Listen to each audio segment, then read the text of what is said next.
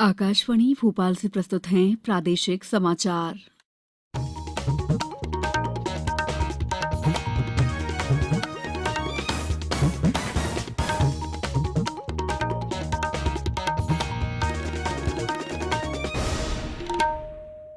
नमस्कार, समाचारों के साथ मैं दीपा सिंह। सबसे पहले मुख्य समाचार। केंद्रीय मंत्रिमंडल ने सार्वजनिक वितरण प्रणाली से पोषण युक्त चावल वितरण की मंजूरी दी। मुख्यमंत्री ने कहा, प्रदेश में निवेश कर रहे उद्योग स्थानीय युवाओं को रोजगार में प्राथमिकता दें। भारतीय रिजर्व बैंक ने प्रमुख ब्याज दरों में कोई बदलाव नहीं किया। और शास्त्रीय संगीत के जाने माने गायक पंडित कुमार गंधर्व की जयंती आज देवास में आयोजित किया जा रहा है राष्ट्रीय सम्मान समारोह। अब समाचार विस्तार से। केंद्रीय मंत्रिमंडल ने लक्षित सार्वजनिक वितरण प्रणाली, एकीकृत बाल विकास सेवाओं, प्रधानमंत्री पोषण शक्ति निर्माण और अन्य कल्याण योजनाओं के माध्यम से सभी राज्यों और केंद्र शासित प्रदेशों को पोषण युक्त चावल की आपूर्ति को मंजूरी दे दी है। नई दिल्ली में मंत्रिमंडल की बैठक के बाद सूचना और प्रसारण मंत्री अनुराग ठाकुर ने बताया कि इसे 2024 तक चरणबद्ध रूप से लागू किया जाएगा। उन्होंने बताया कि भारतीय खाद्य निगम और राज्य एजेंसियां पोषण युक्त चावल की आपूर्ति और वितरण के लिए 88 लाख टन से अधिक पोषण युक्त चावल की खरीद कर चुकी हैं। श्री अनुराग ठाकुर ने बताया कि पोषण युक्त चावल की प्रतिवर्ष लगभग 2,700 करोड़ रुपए की समूची कीमत केंद्र सरकार वहन करेगी। मुख्यमंत्री शिवराज सिंह चौहान ने कहा है कि प्रदेश में निवेश कर रही औद्योगिक इकाइयां स्थानीय युवाओं को रोजगार में प्राथमिकता दें। मुख्यमंत्री श्री चौहान धार जिले में बदनावर के निकट दुर्तिया में 800 करोड़ रुपए की लागत से स्थापित हो रही एक निजी कंपनी की नवीन औद्योगिक इकाई के भूमि पूजन कार्यक्रम को संबोधित कर रहे थे। उन्होंने कहा है कि जिन स्थानों पर उद्योग लग रहे हैं उसके आसपास निवासरत युवाओं को आवश्यक प्रशिक्षण उपलब्ध कराने तथा उसके कौशल उन्नयन में औद्योगिक इकाइयां संवेदनशीलता और तत्परता से कार्य करें। मुख्यमंत्री श्री चौहान ने निवास कार्यालय से वर्चुअली सहभागिता की।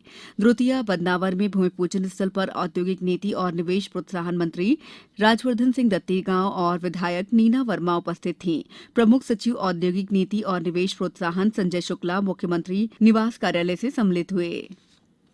राज्यपाल मंगू भाई पटेल ने कहा है कि विकास की विविध भूमिकाओं में गरीबों को जोड़कर उनकी गरीबी दूर करने के प्रयासों में स्वयंसेवी संस्थाएं उत्प्रेरक की भूमिका में आगे आएं। राज्यपाल Patel Kushabhau Thackeray international convention centre में अटल बिहारी वाजपेयी सुशासन और नीति विश्लेषण संस्थान द्वारा विकास में भागीदारी के लिए आयोजित स्वयंसेवी सम्मेलन शुभारंभ सत्र को संबोधित कर रहे थे। उन्होंने कहा है कि वित्तीय संसाधनों को एकत्र कर लोगों को आत्मनिर्भर बनाने के प्रयासों में उनकी भूमिका निर्णायक हो सकती है। सम्मेलन में प्रदेश के 52 जिलों से आए स्वयंसेवी संस्थाओं, डोनर एजेंसियों, विकास कार्यों में भागीदार संस्थाओं के प्रतिनिधि और विद्वान मौजूद थे। केंद्रीय मंत्रिमंडल ने अटल नवाचार मिशन को मार्च 2023 तक जारी रखने को मंजूरी दे दी है। ये मिशन देश में नवाचार, संस्कृति और उद्यमशीलता के अनुकूल माहौल बनाने के अपने अपेक्षित लक्ष्य के लिए काम करेगा। मिशन के इन लक्ष्यों में शामिल 10,000 अटल टिंकरिंग लैब, 101 अटल इंक्यूबेशन केंद्र, 50 अटल सामुदायिक नवाचार केंद्रों की स्थापना करना और अटल नया भारत चुनौतियों के माध्यम से 200 स्टार्टअप की सहायता करना है। स्थापना और लाभार्थियों की सहायता की प्रक्रिया पर 2,000 करोड़ रुपए खर्च किए जाएंगे। अटल नवाचार मिशन का उद्देश्य देश में नवाचार और उद्यमशीलता के अनुकूल माहौल बनाना और इन्हें बढ़ावा देना है। ऐसा स्कूलों, विश्वविद्यालयों, अनुसंधान संस्थानों, सूक्ष्म, लघु और मध्यम उद्योगों तथा औद्योगिक स्तर पर उपायों के माध्यम से किया जाएगा। समाचारों में वक्त है ब्रेक का। ये समाचार आप आकाशवाणी भोपाल से सुन रहे हैं। हमारे समाचारों को अब आप कभी भी और कहीं भी अपनी सुविधा के अनुसार सुन सकते हैं। ये समाचार बुलेटिन यूट्यूब, ट्विटर और फेसबुक पर AIR न्यूज भोपाल पेज पर सुने जा सकते हैं। इसके अलावा आप हमारी वेबसाइट newsonair.com पर या AIR न्यूज ऐप पर भी समाचार सुन सकते हैं। ब्रेक के बाद समाचारों में आपका एक बार फिर स्वागत है। केंद्रीय वित्त मंत्रालय ने कहा है कि कोविड महामारी के बाद देश की अर्थव्यवस्था में लचीलापन आ रहा है। पिछले वित्त वर्ष में कर संग्रह में बढ़ोतरी हुई है, जिसके परिणाम स्वरूप प्रत्यक्ष और अप्रत्यक्ष करों में वृद्धि हुई है।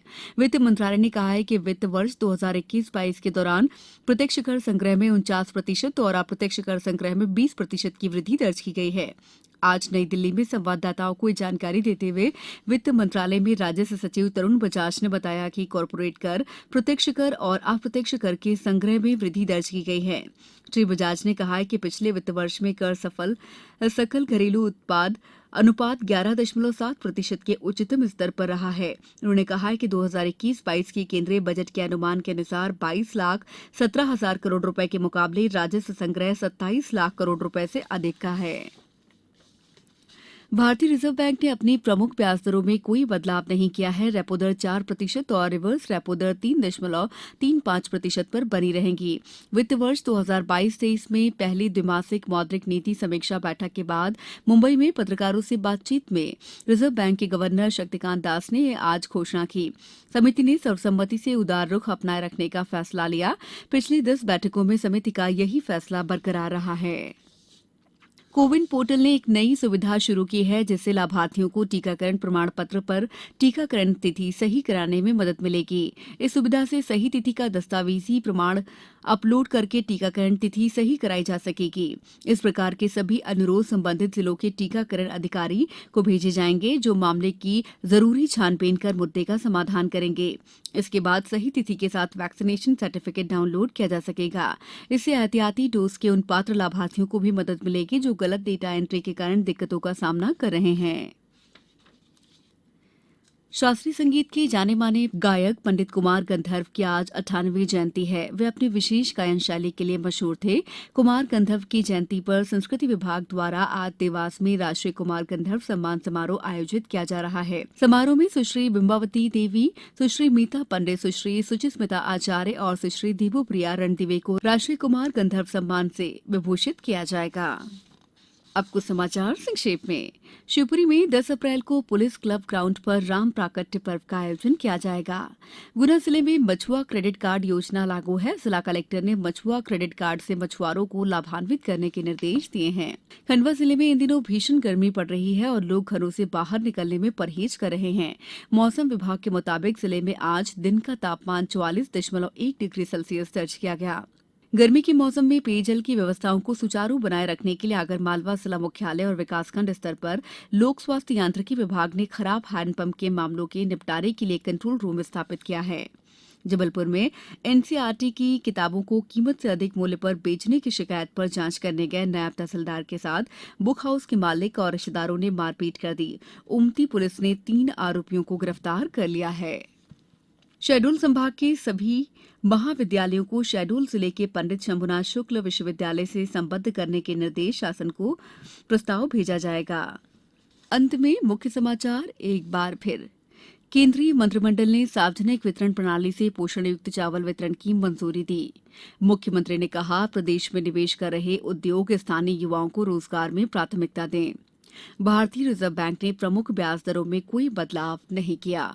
और शास्त्रीय संगीत के जाने माने गायक पंडित कुमार गंधर्व की जयंती आज देवास में आयोजित किया जा रहा है राष्ट्रीय सम्मान समारोह। इस बुलेटिन में फिलहाल इतना ही। मुझे दीजिए इजाजत। नमस्कार।